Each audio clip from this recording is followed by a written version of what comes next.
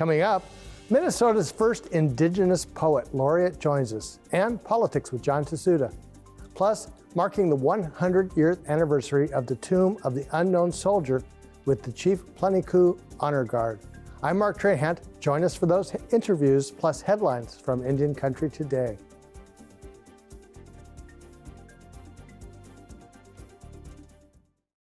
The Walter Cronkite School of Journalism and Mass Communication at Arizona State University is honored to be a supporter of Indian Country Today. Working with award-winning professors, Cronkite students learn news reporting, social media, shooting and editing videos, and producing content for communications industries. Cronkite's 15 professional programs give students the opportunity to cover critical issues throughout the U.S. and beyond. Learn more at cronkite.asu.edu.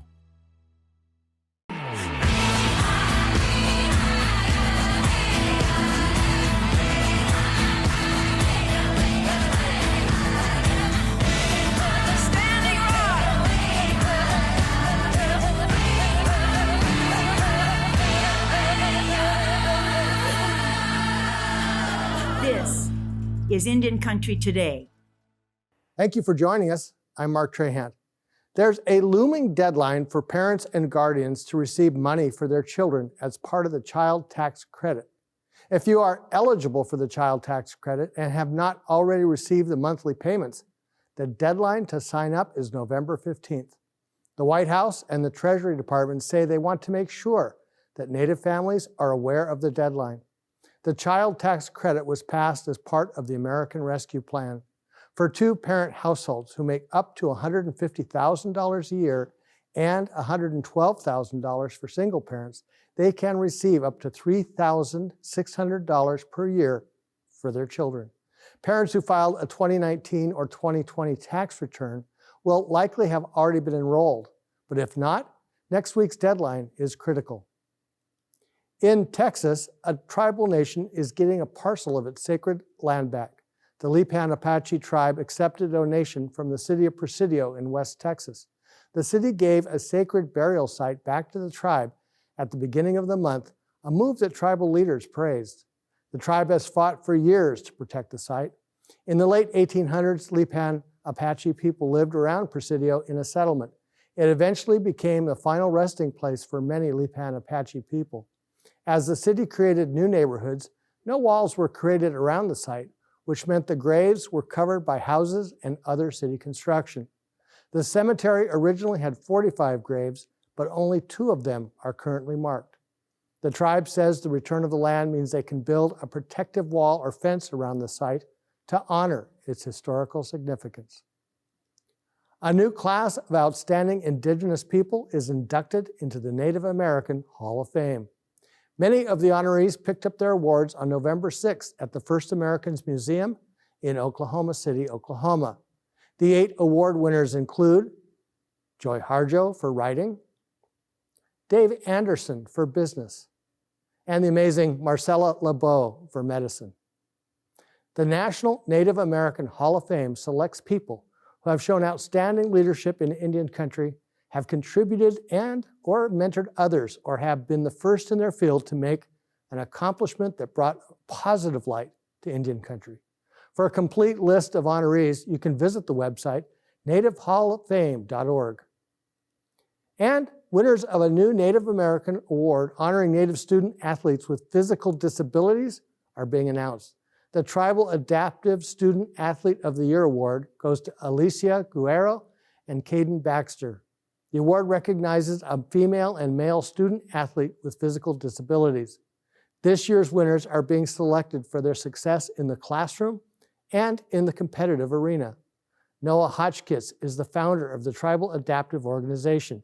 He says he hopes the scholarships inspires differently abled Native youth to dream big. We kind of want to use the scholarship as a way to inspire younger youth to see who's received these scholarships, who other Native people that are doing big things out in this world, and really inspire more youth to kind of reach for that same dream, that same goal to go for higher education or whatever they want to do in their life. Both athletes selected for the inaugural 2021 awards also receive a $1,500 scholarship. Well, do you need help mowing your lawn? Two young kids, Zoe and Xander from the Potawatomi Nation in Wisconsin, started a lawn business to give back to their community. It started with a challenge they saw on Facebook. Rodney Smith Jr. from Alabama is known for giving free lawn services to the elderly, disabled, as well as single moms and veterans. Smith challenged youth to mow 50 yards for free. The duo completed the challenge in a week, and their prize? A brand new push mower, weed whacker, and leaf blower. The pair enjoyed it so much they started their own lawn care company called 2Z's Lawn Services. And those are the headlines for Indian Country Today. I'm Mark Trahant. Coming up, we'll meet Gwen Westerman, Minnesota's Poet Laureate and Dakota language scholar. Plus, we'll get a Beltway update from John Tahsuda. And later in our newscast, an honor guard from the Crow Nation pays tribute at the Tomb of the Unknown Soldier.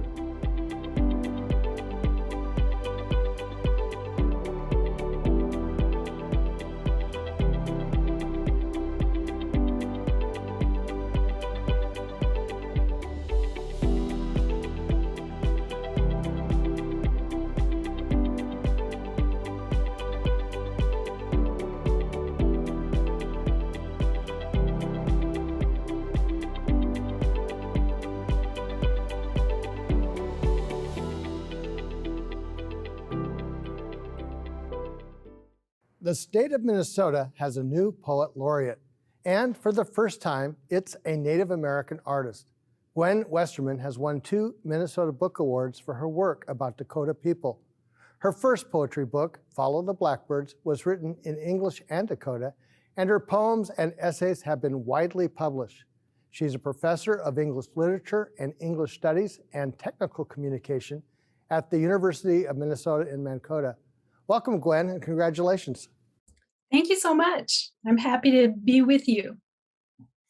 Let's start with, what does it mean to be Poet Laureate? Well, it's quite an honor. It's an appointment by the governor of the state of Minnesota. And there are some particular expectations for the Poet Laureate to, of course, champion poetry and spoken word across the state. Especially to celebrate our state's rich and vibrant cultures and help engage and elevate underrepresented voices. Well, we would love to take a moment and hear one of your poems. Great, I'm happy to share today. This is a new poem that I wrote for the Friends of the Mississippi River, and it's called Breathe Deep and Sing. We sing for the mussels. We, the otters and beavers, the frogs and dragonflies, the water birds and songbirds, the coyotes too. We breathe deep and sing for the mussels, who are the lungs of the Mississippi River, our river, polluted by sewage and wastewater, dredged and dammed, pockmarked by dead zones of chemicals and dyes, banked by the edge of destruction. Our river, a global superflyway, it flows through the heart of us, flowed through the heart of us for centuries, beyond memory.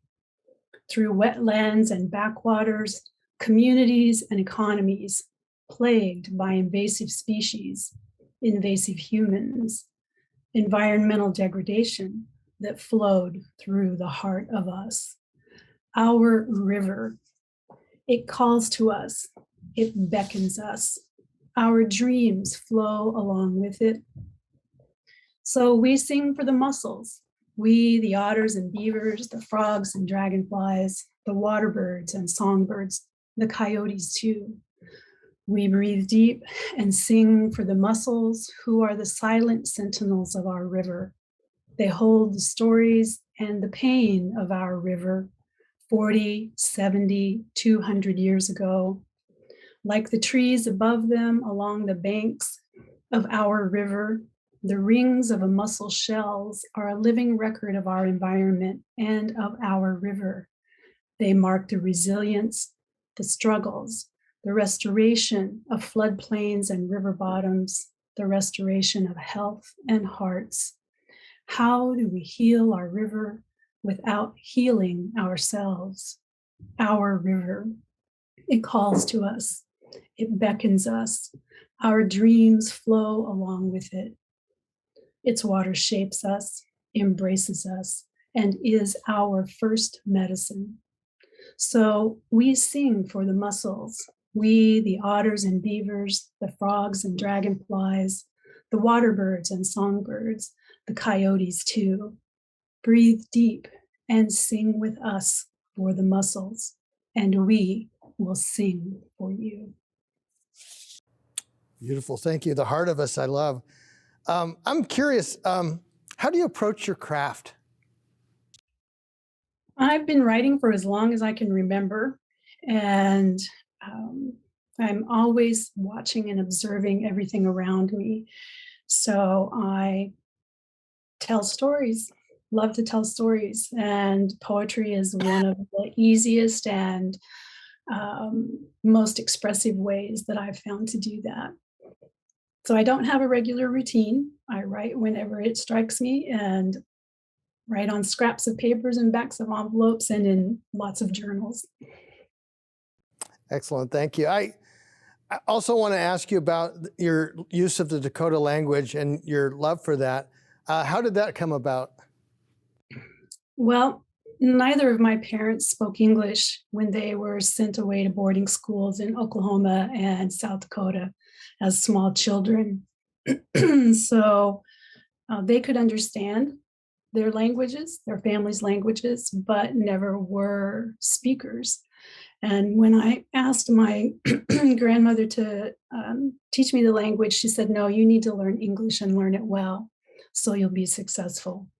So I didn't start learning Dakota until I moved back to Minnesota in 1991. And it'll be a lifelong journey for me, but I use Dakota language every opportunity I get and incorporate it into my poetry and other writing as well.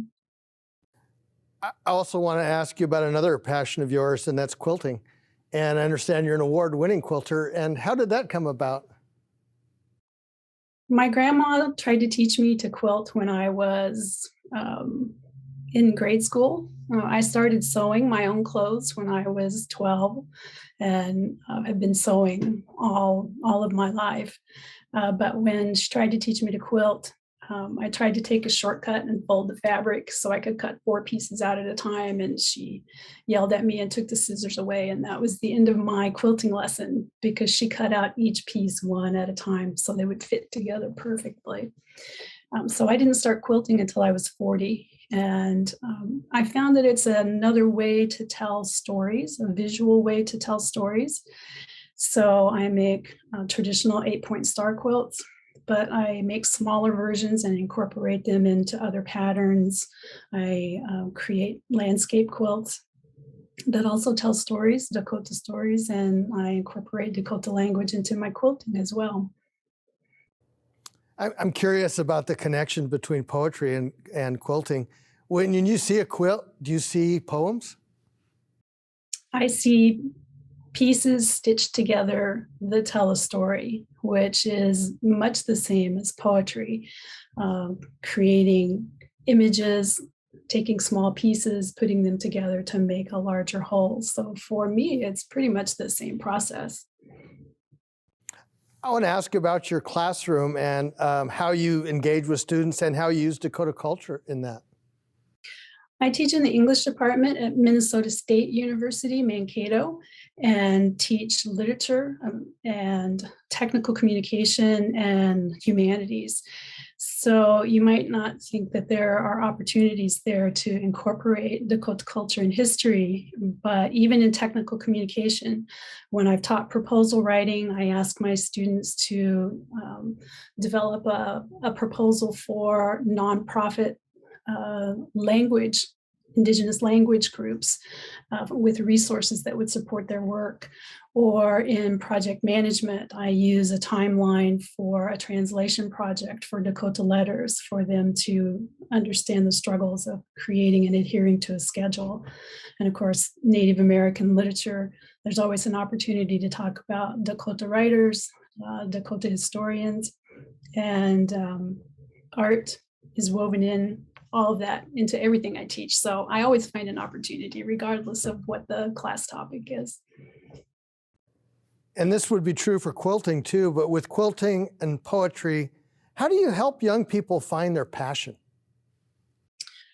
Oh my gosh. You know, I think it is finding something that you can feel in your heart, and it may not necessarily be what others around you think should be your motivation or your passion, but something that helps you express yourself, especially for writers. It doesn't matter what you write about, just write something. Write about what you know, write about what you see around you, what you love. Write about your fears, or create music or create art about your fears and what you wish you could be. So just write and create. We only have 30 seconds left, so let me ask you what you wish you could be. I am what I wished I could be as a younger person, a storyteller, somebody who helps others engage in learning and inspiring people to create and to tell those important stories in their lives. Gwen Westerman, thank you so much. Thank you. And when we come back, we'll catch up on politics and talk policy with John Tahsuda.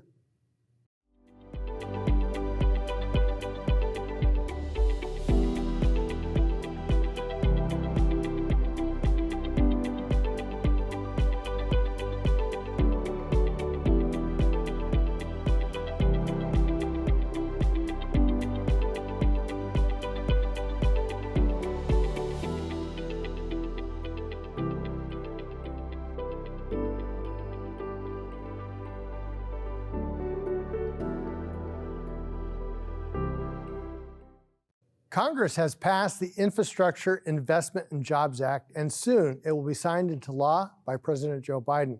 It carries a lot of funding and promise for tribal nations, and maybe some promise for lawmakers, because it took a bipartisan effort to get this bill passed.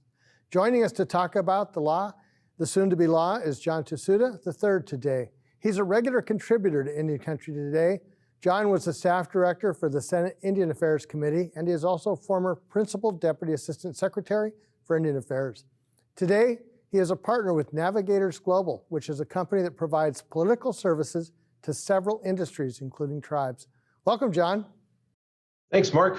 Always great to join you. We have a lot happening the last few days. Yeah, so we're a year into this administration, and they finally got their signature piece through Congress. Well, one of the two, right? So the infrastructure part, anyway. This was a bipartisan effort.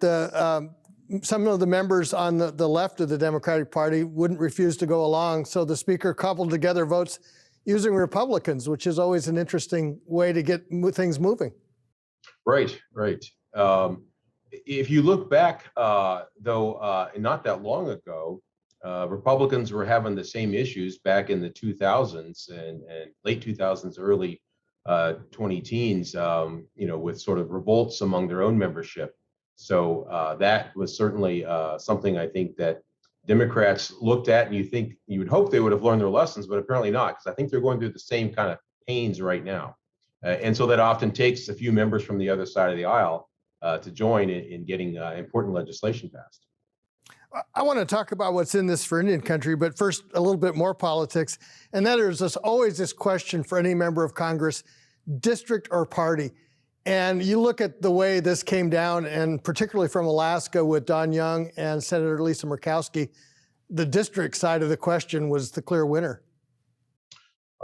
Yes. So I think, for a House member like Don, there's a couple of ways to look at it, and probably a couple of pieces of his analysis. One is district, and his, of course, is a statewide district. So in some regards, his analysis is the same as the senators. If you look at the Senate vote, both senators voted for the bill. And so I think, on that basis, it was probably a relatively easy call for Don to do it. And then if we'll talk in a minute, but if you dig into the meat of this bill, there's a lot for Alaska in there. Well, and let's get into the meat. One of the big provisions is construction for Indian health clinics, and that's going to have to ramp up fairly quickly. Right. Well, we'll see. That's a challenge. We saw that with the first round of COVID funding, in which they had a tight timeline, and it's a challenge to get infrastructure, construction, and these things done in normal times. And now we are in extraordinary times. Shortages of building materials, shortages of labor. It will be a challenge. It's great to have that. I would suspect that when the deadline comes close, if a substantial amount of funding is still out there to be used, that they will extend the deadlines. So how much of this was actually projects that can be moved fairly quickly, and how much of this will have to be re-engineered, basically? Well, so I would say there's two aspects of it. So the tribes and the the tribal community folks that do their own projects, that self-gov or 638 construction can jump pretty quickly, and they probably already have some ideas, plans in place, and we'll just need to fill those out and get those presented so they can get funding for them. On the IHS side, and unfortunately for the tribes that have to depend on them, there's only a certain amount of staff that they have, and it takes time for these things to go through the development phase internally, at IHS and in their construction team. So that will probably be a slower process. And again, hopefully deadlines might need to be extended for that to achieve full promise of this program.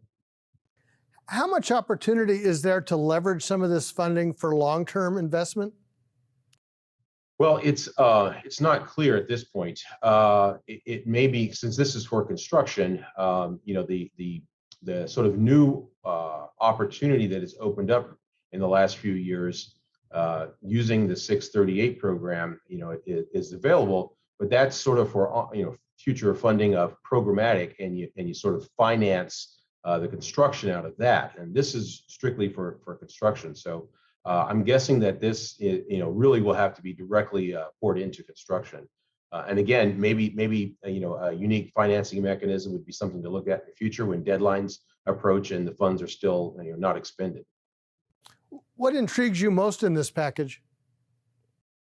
I think that there's really two things that are really important to some of the tribes that don't have a lot of resources, and in recent years have been put in really difficult situations. And those are coastal communities and those that live in and around large forested areas. And so they've been really subject to national disasters. The climate resilience piece, is something that has been underfunded historically, and really for those communities that are on the coast, and if you look in Alaska in particular, they're literally melting into the sea. And so being able to move them back in onto solid ground is a necessity. And getting the funding for that is great. For those that suffer from wildfires, the same thing. Giving them the chance to get ahead of the game. We know that the tribes do a much better job of protecting their forests from wildfires, but it's the forests around them. And so if the tribes are able to leverage their efforts with the states to clear out those other areas, then that would be a long-term benefit to their communities. Are there avenues for partnerships in this legislation? There are actually a number of these pieces will have, the large chunks of funding will have a state component, a tribal component, or they'll have a federal agency component like USDA, which of course has Forest Service, or the Department of Interior, which has all the other public lands, and that they can partner with them. And so there may be BLM lands often next to a reservation or Forest Service lands. And so being able to partner with them. And in fact, it's not exercised as much as it should be, but tribes can actually get cooperative agreements to perform services on those other federal lands off their reservation, particularly where it can protect their own lands. Fascinating. Thank you so much, John. You're welcome. Always great to talk, Mark. On the eve of Veterans Day, we pay tribute to our Indigenous warriors. In 1921, President Warren Harding chose Chief Plentycoo of the Crow Nation to attend the dedication of the Tomb of the Unknown Soldier. The chief represented all tribal nations. This week, Ellsworth Goes Ahead and other members of the Chief Plentycoo Honor Guard traveled from Montana to Arlington, Virginia, to to mark the 100th anniversary of the dedication. One by one, the Honor Guard members each placed a flower at the tomb in the tradition of honoring the fallen warriors.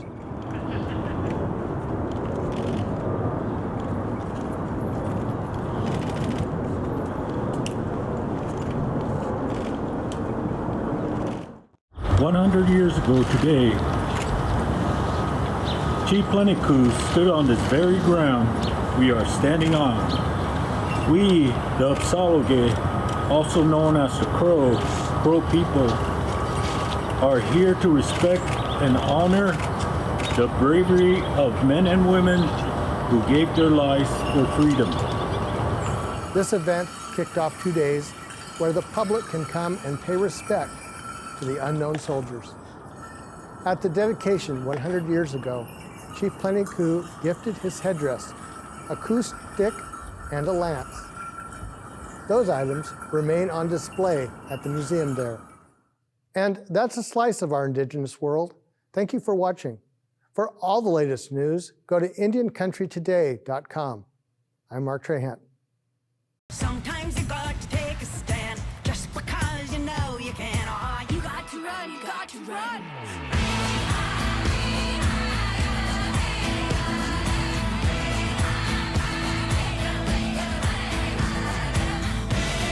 Standing